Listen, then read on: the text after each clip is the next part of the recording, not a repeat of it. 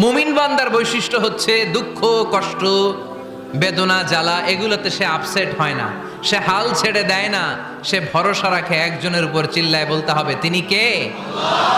কারণ মুমিন জানে রাত্রি যত গভীর হয় অন্ধকার তমানিসা ভেদ করে সুবহে সাদিক হয়।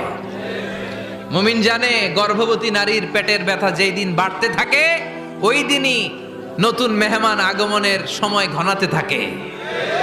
মুমিন জানে তার জীবনে দুঃখ কষ্ট বিপদ যত বাড়তে থাকে সুখের দিন কাছে আসতে থাকে। এজন্য মুমিনের হারাবার কিছু নেই। ফা ইন্নামা আল উসরি ইউসরা, ইন্নামা আল উসরি ইউসরা। নবী হে, কষ্টের পরেই আছে আনন্দ, দুঃখের পরেই আছে সুখ।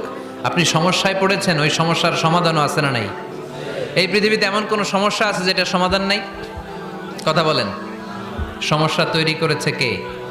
আবার সমাধানও দিয়েছে কে? আল্লাহ ডাজন্ট ক্রিয়েট